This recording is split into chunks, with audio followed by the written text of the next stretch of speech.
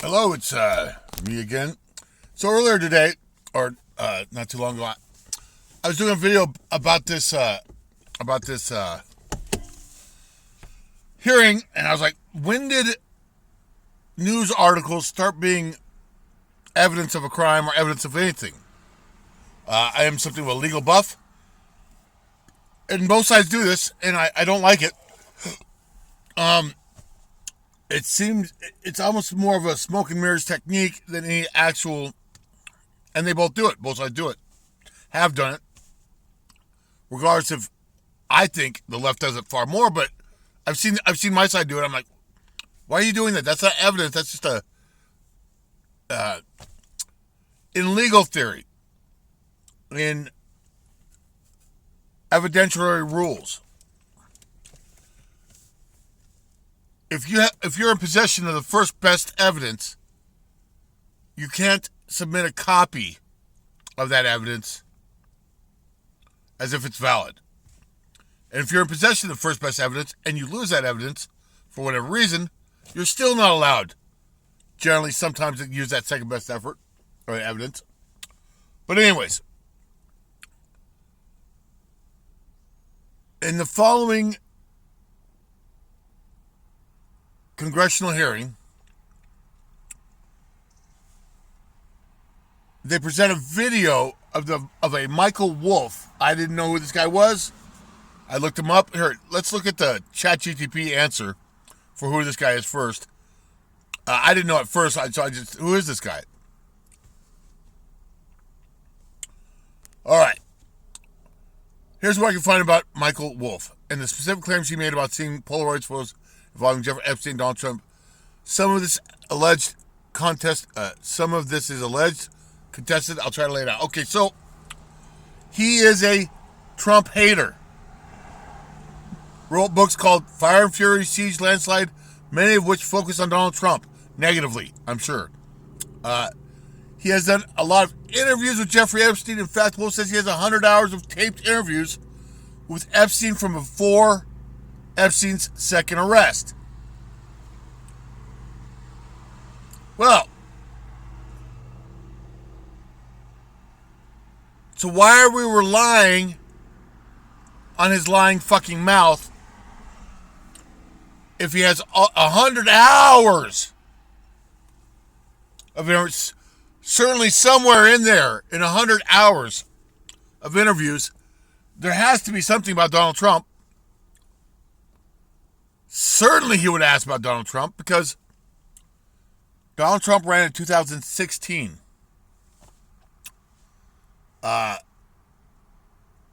All these haters were generally haters as soon as Donald Trump got the nominee, and therefore, and okay, so there's that. If he's got 100 hours of interviews, why is there nothing in there about Donald Trump? He'd have released it. We know this. All right.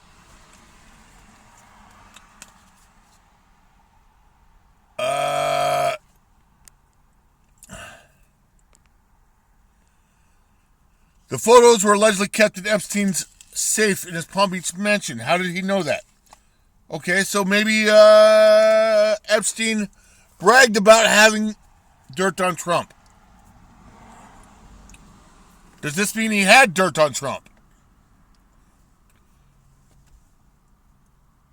Who was Jeffrey Epstein and what was he doing? He was honeypotting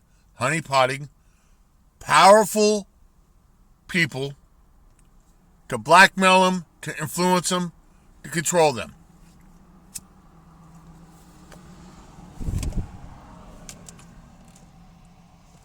Why would you give a second-rate reporter dirt on someone you're trying to control? You'd be giving up your leverage. The leverage is nobody knows I have this dirt on Trump.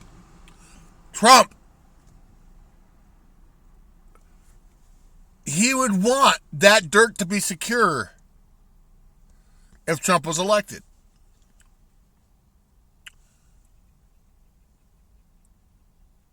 So it makes no sense that he would show a reporter, because their job is to report this stuff, on Trump, I could conceivably see somebody bragging about it, but that doesn't mean he has it. So his story isn't panning out to me, and especially when you look at the dates. Wolf says these photos were shown to him sometime around 2016, 2007, after Trump's election, when Epstein pulled them out of his safe. Convenient. Again, it doesn't make any sense to me. Why would he lose leverage by showing a reporter these things right after Trump got elected? Wouldn't he say, hey, Trump, you better back off. You better make sure I don't get fucking indicted, or I'll give these things up. That didn't happen. So why would he give them to a reporter? Was the reporter blackmailing Epstein? How long did this reporter know Epstein was a pedophile? Whatever. So, lots of conveniences here, no evidence. Just a lying fucking mouth. All right. He speculates if they were real and Epstein did show them to him, it doesn't mean he didn't move them to a different place. A lot of this stuff doesn't make any sense. Epstein had been doing what he's been doing for, I believe. So I believe Epstein was a construct of the Mossad and the CIA. Therefore, he would have rules of conduct and handlers. He wouldn't. Yeah, this motherfucker's making it up. I want to hear the 100 hours of interviews he supposedly has. There's a reason he's probably not releasing them. The fact that this hearsay, absolute hearsay, is being used against Kash Patel, that might implement Trump. They came at Trump with 72, 92 bogus, absolutely never won a single case. Didn't win a fucking one of them. They all got overturned on appeal. Charges. More shit was leaked during the Biden administration. You think the head of Biden's FBI, whatever his fucking head, not Garland, but you think if any of these people were in possession of these photos, that they wouldn't been fucking leaked? Come on. Come on. This is so sick. It's so absolutely stupid. And I don't know how they get away with bringing articles up from a newspaper,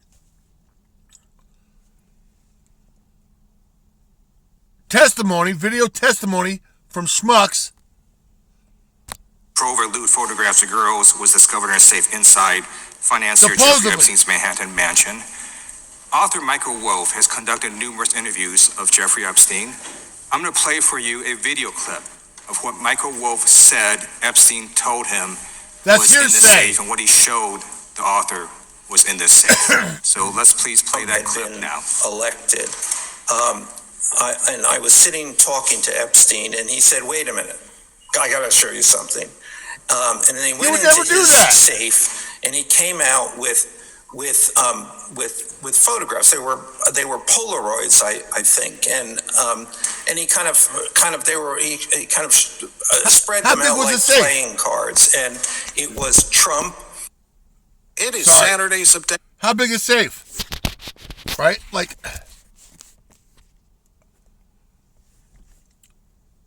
We're expected to believe that a professional blackmailer could possibly have all the blackmail stuff on who knows how many people, conveniently stashed in his safe so he could just go grab him nilly-willy to show some fucking reporter, some author, a Trump hater? What would this fucking dude have to offer Epstein to give him this fucking nugget? It doesn't make any sense. It's such fucking bullshit. It's not both sides do it. We're not in the middle of a civil war and they both do it and not everyone's guilty. It's the left has been captured by a bunch of fucking non-American interested, non-ethical people that are it's the uniparty. USAID was not aid to foreign countries. It was a way of stealing your tax dollars, funneling it back into bogus fucking magazines, bogus left-leaning websites, bogus fucking media to prop up a uniparty. They were paying the Democratic Party was donating to the campaigns of Republicans that were the most vile, the most dumb, the most atrocious, and they're probably plants. They're probably fakes all along, but even if they weren't fakes, they were just the worst possible Republicans. So the Democrats are getting this money. They're stealing your tax dollars through supposed USAID and Blue Sky, things of this nature. And they were funneling it in ways to either get Judas Republicans or non-plants, double agents, into the Senate, into Congress, so they can manage everything and make it look like they're fighting. Trump and the new conservatives, the new Republicans, the Tulsi Gabbards, the RFKs, we're done with that shit. Liberty, freedom to choose our own government, to choose our own life, not socialism and social engineered progress.